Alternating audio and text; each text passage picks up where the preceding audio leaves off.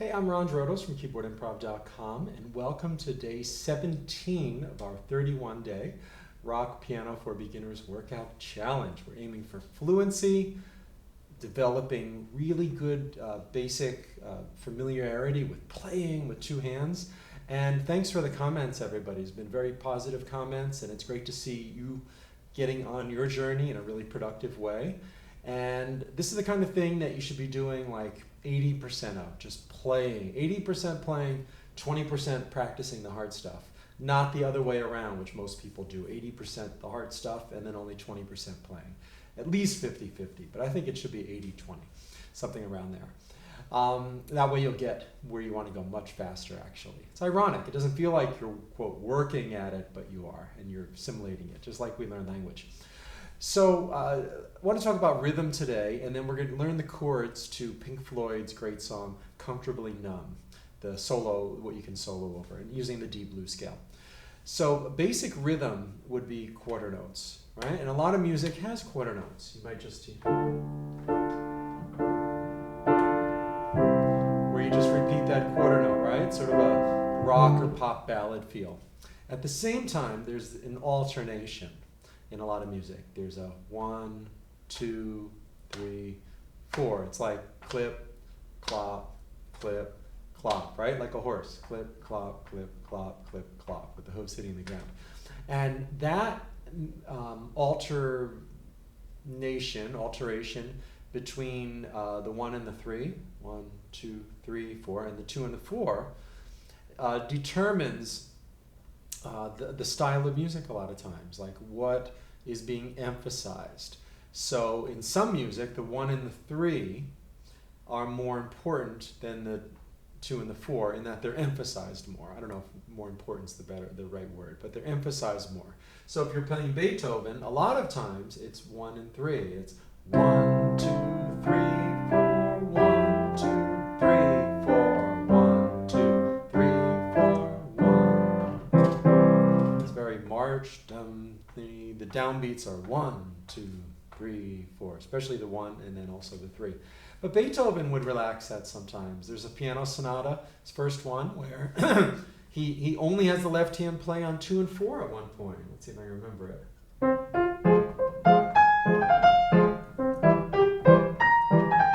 There's something like that.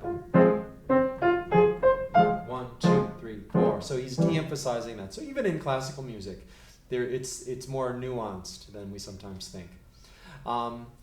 In rock and jazz and blues, the 2 and the 4 has a strong emphasis. They call it the backbeat. 1, 2, 3. And when we clap along, that's what we'll clap with. So we're going to work on this today, because if we can really get used to clapping on 2 and 4, it'll help our playing better, because we'll sort of feel that propulsion. When you clap on 2 and 4, it gives a little elasticity to the music.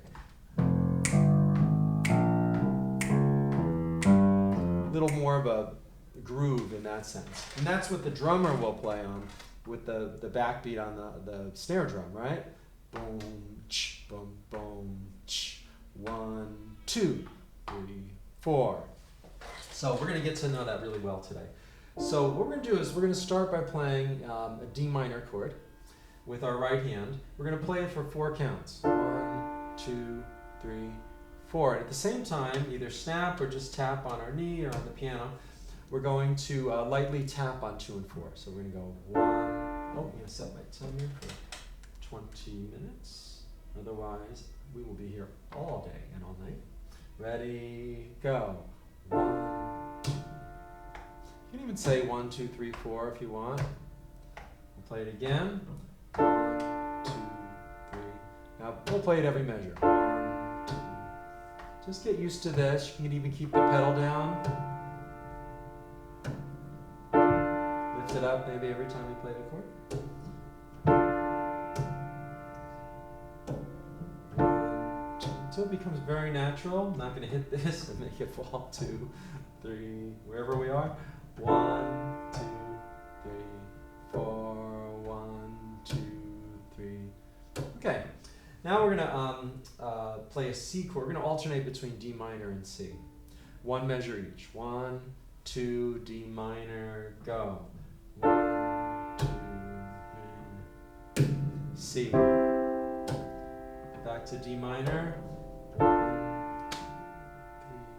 3, 4. Just keep doing that. I'm going to play a little more.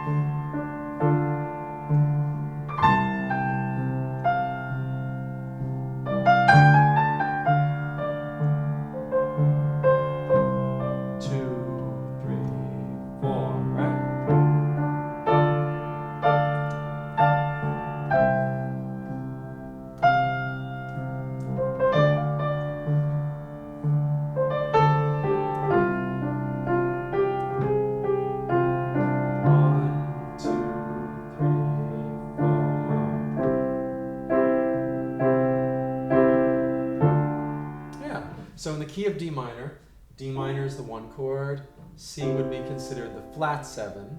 They somehow compare it to the major keys. If you can follow it, if you can't follow this, it's okay right now, but if you know the D major scale has a C sharp in it. So C sharp diminished would actually be the 7 chord.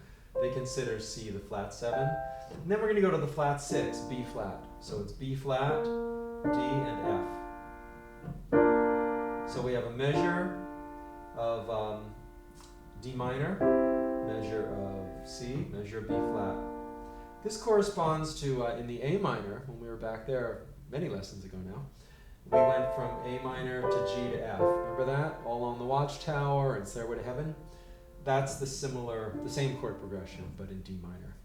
So here we go. So if somebody wanted to play, hey, let's do All Along the Watchtower, but I have a really low voice, so let's do it in D minor, or a really high voice. Actually, high voice would work. You could play with these 3 chords. All right, so here we go. Measure of D minor, measure of C, and then let's do 2 measures of B flat for now. So it's a rounded 4-measure phrase. And you're going to snap or clap or something on, or tap on beats 2 and 4 with your left hand. 1, 2, 3, 4. 2, 3, 4. 2 measures. 2, 3, 4. 1, 2, 3. D minor again.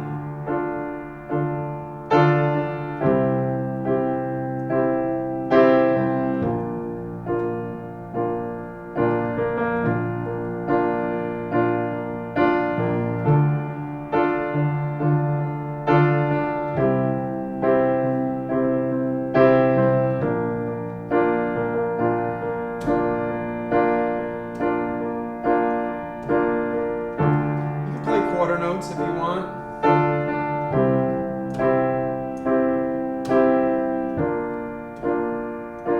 Or half notes. 1, 2, 3, 4. D minor. 2, 3. Or the quarters. 1, 2, 3. Or you can mix up the rhythms now.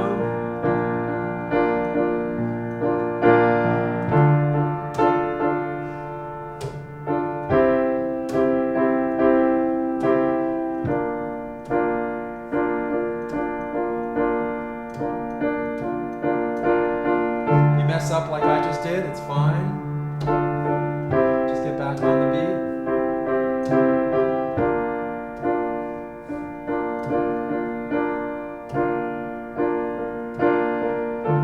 Good. So now, let's improvise over. We're going to keep going to make sure we get this in 20 minutes. So let's go from B flat to G minor. So B flat is B flat, D, F, right? And then G minor is a third lower, G, B flat, D. 2 of the same notes. And we could start up here, and this is the 4 chord, the minor 4 chord. So we're just going to go a measure back and forth between B flat and G minor. 1, 2, 3, 4.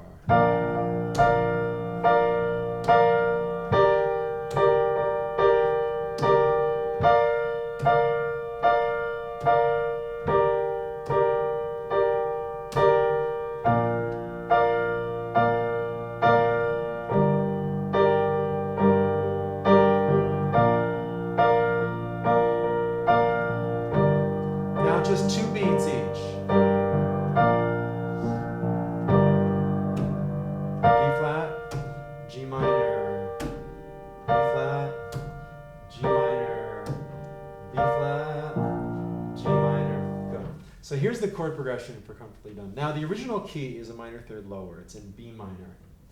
But we're learning D minor right now, so I thought we'd play it. But there's another reason, because when I was in my teenage rock band, we did this song in the key of D minor. And it's probably because the drummer in our band sang it. Maybe he had a little higher voice than the guys in Pink Floyd did, so he wanted to sing it a little higher. I forget, or it's probably partly that, but probably because we didn't know how to play in B minor. As a matter of fact, I can almost guarantee you that. So we knew how to play in D minor, and I knew the D blues scale. I remember there was a piano solo in this. And so it's funny, this is one of the first songs we learned, and we play in my friend's basement. And I remember, and his father knew something about music. He had designed some like guitar electronics for some famous rock bands. So he knew something about music. So I remember once, he heard us practicing, like in the first month we were practicing, and I'm trying to take a piano solo with the D blues scale as we're going through these chords.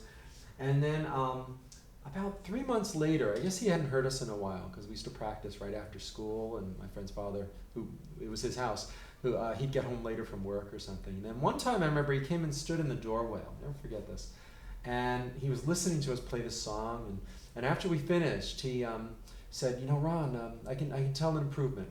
You're getting better.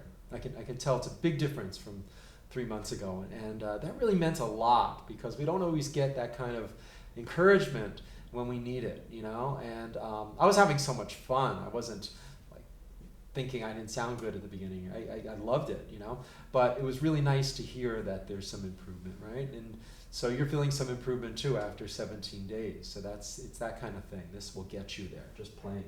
So here's the chord progression. It's 4 measures, and it starts with the D minor. So let's play that, D minor, and then C, and then B flat, then the G minor, then it goes back to D minor. Now those are 5 chords in 4 measures. So they're a measure each except for the B flat and G minor, which are 2 beats each. So it goes like this. Just listen once. It goes 1, 2, 3, 4, C, 2, 3, then B flat for 2 beats, then G minor for 2, then D minor for 4. So let's try that together just with the chords. 1, 2, 3, 4.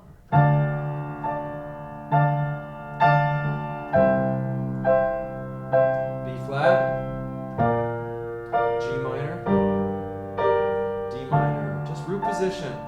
Just get to know these root positions really well. 3, 4, 1, 2. Yeah.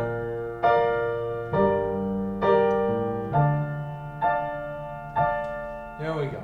So we're going to start this as if you're in the band and it's a guitar solo. I'm just looking at the recording, making sure everything's still going. Good. So we're going to, you can play anything you want. You could just play the right hand. You could play the bass notes, D, C, B flat, G, D. Or you could play octaves or any rhythms you want. We're in the rock band, and there's a drummer, there's a guitarist, there's a bass player. So the whole rhythm's being taken care of. You just go along for the ride, whatever you want to do.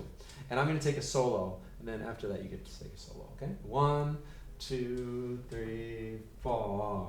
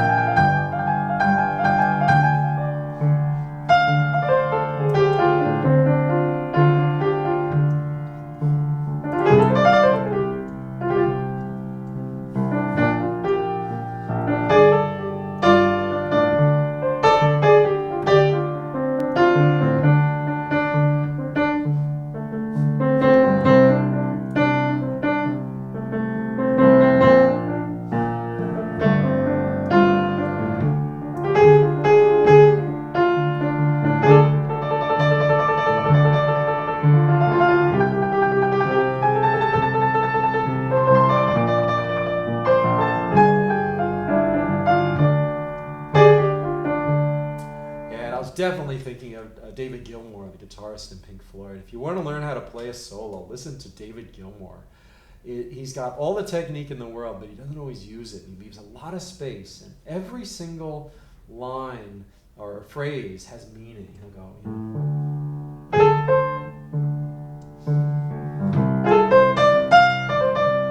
and then he gets a little higher.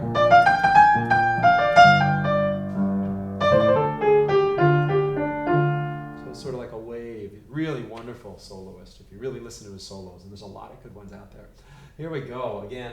This time you can take a solo, so don't worry about the chords at all. Just play. You can either play the roots in the left hand.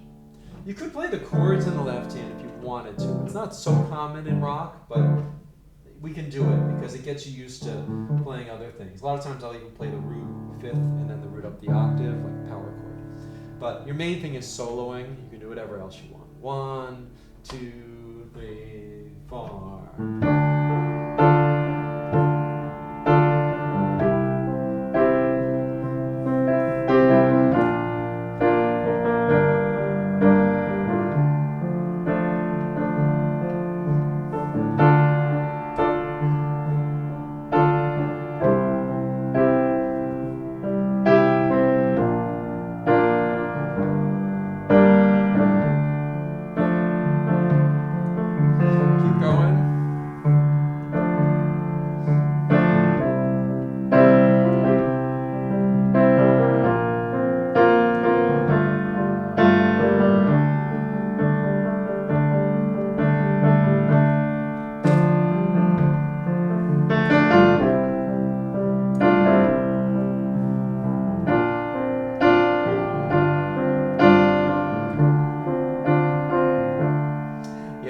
I'm trying to imitate the orchestration a little bit. There's like some harpsichord, there's strings, I think some French horns. It's a big orchestral arrangement. If you really listen to that, it's so beautiful how it unfolds. Yeah, let's trade back and forth now. So we'll do one cycle each. I'll solo, and then you solo. So you can either just listen to me and trade back and forth, or you can play the chords while I solo, or bass line, whatever you want. 1, 2, I'll start.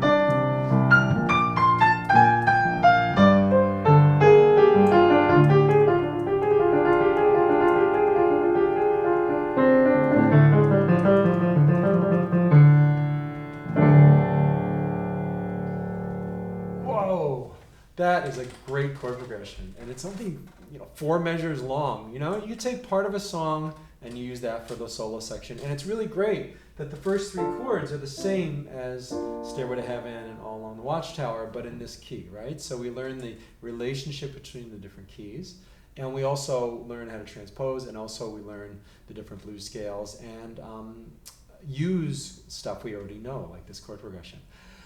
Yeah, and that thing with the tapping on 2 and 4, that's a great thing. You can always come back to that and practice it on your own, on up tempos with the bass line. Whatever you're working on, you can try that. You can even just put on a recording, a rock or pop or jazz record, and clap along on 2 and 4. It's really good just to get that internalized. And it takes a little time, but you can do it. Hey, thanks for being here, and that was so much fun. Brought me right back to that room we were practicing in when I was 15 years old. And then, the rest is history, or at least my story, not his story. My story. You have your story, I have my story, and at times they come together like this, so thank you. There's a couple links if you'd like to subscribe to this channel, please do. Also, link to another video of mine I think you may enjoy, and also some lessons in rock and blues at KeyboardImprov.com. Thanks for being here. Good luck with everything, and I'll see you tomorrow.